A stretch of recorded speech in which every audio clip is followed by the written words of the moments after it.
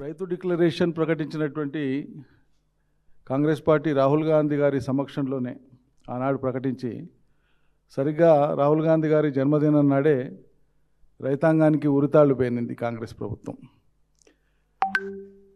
వాళ్ళు ఊరించి చేసినటువంటిదంతా కూడా మోసం, దగా, చేతులు ఎత్తేయడమే తప్ప ఏం చేసింది లేదు.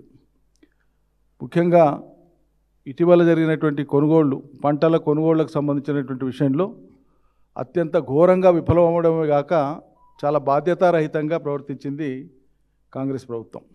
రైతాంగం దాదాపు 2 నెలల పాటు ఎండకి, వానకి, అదేవిధంగా ధాన్యం తడిచి, మంచినీళ్ళు లేక, కొనుగోలు కేంద్రాల వద్ద ఏ వసతులు లేక పడిగాపులు కాయడం, కాంటా వేయడానికి నెల రోజులు, వేసిన కాంటా వేసిన తర్వాత ధాన్యం మళ్ళీ తరలించడానికి మళ్ళీ 15 రోజులు, 20 రోజులు, నెల రోజులు దిక్కులేనటువంటి పరిస్థితి. కాంగ్రెస్ హయాంలో మనం చూసినాం. మొన్న కొనుగోళ్ల విషయంలో రైతులు అధికారుల యొక్క కాళ్ళు పట్టుకున్నారు, వేడుకున్నారు. ఇంతకాలం అవుతుంది మేము ఈ కొనుగోలు కేంద్రాల దగ్గర పడిగాపులు కాస్తున్నాము, మా ధాన్యాన్ని తొందర తరలించకపోండి, తొందరగా కొనండి, కొన్న ధాన్యాన్ని తొందరగా తరలించండి అని చెప్పి కాళ్ళు మొక్కి. అంటే కాంగ్రెస్ హయాంలో రైతాంగము తమ పంటలు కొనమని సర్కారు యొక్క కాళ్ళు మొక్కేటువంటి దైన్య స్థితిని, దీనస్థితిని, దుర్భర స్థితిని రేవంత్ రెడ్డి సర్కారు కల్పించింది.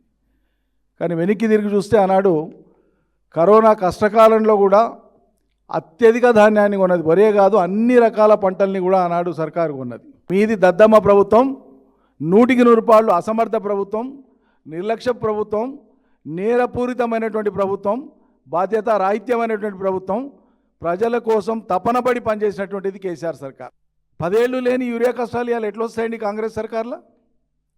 సిగ్గనిపించదా ముఖ్యమంత్రి కానీ, మంత్రిమండలి కానీ? ఎంతెంత పొడవు మాట్లాడి మీరు అధికారంలోకి వచ్చినారు, ఎన్నెన్ని హామీలు ఇచ్చి అధికారంలోకి వచ్చినారు. ఒక యూరియాను చక్కగా పంపిణీ చేయడానికి చేతగాక ఒక యాప్ అనేటువంటి దాన్ని పెట్టి అష్టకష్టాల పాలు చేస్తున్న రైతుల్ని. కొనుగోళ్లు మొత్తం ఘోరంగా విఫలం, చేతగాదని చేతులు ఎత్తేస్తుంది. మరి కేంద్రం చేసే కాడికి ఏం చేసినట్లుంటే మళ్ళీ అలా పొడుగు మాటలు ఎందుకు మాట్లాడు? క్షమాపణ చెప్పు, ఇప్పుడు క్షమాపణ చెప్పు తక్షణం రాష్ట్ర రైతాంగానికి. అవసరమైతే విదేశాలకు కూడా పంపిస్తాం, రైతులకు మాత్రం ఇబ్బంది కానియమన్నాడు, ప్రతి గింజ కొంటామన్నాడు. ఆ రోజు ఇబ్బంది లేకున్నా ఇబ్బంది ఉన్నట్లు చిత్రీకరించి కేసీఆర్ దిగిపో అని మాట్లాడిండు. ఇప్పుడు ఇబ్బంది ఉంది, నేను కొననని నీ నోటి నుంచే చెప్పినావు కదా, మరి దిగిపో. సిగ్గుశరం ఉంటే దిగిపోవాలి, మాట కట్టుబడేటువంటి తత్వం ఏమిటంటే దిగిపోవాలి. కాబట్టి పాలనార్హత కోల్పోయినటువంటి సర్కారు, రైతాంగాన్ని వంచి మోసం చేసినటువంటి సర్కారు ఇకపై కొనసాగడానికి అర్హత లేదు అని చెప్పి మేము ప్రకటిస్తున్నాం. మేము ఖండిస్తున్నాం తీవ్రంగా ప్రభుత్వం యొక్క నిర్ణయాలను.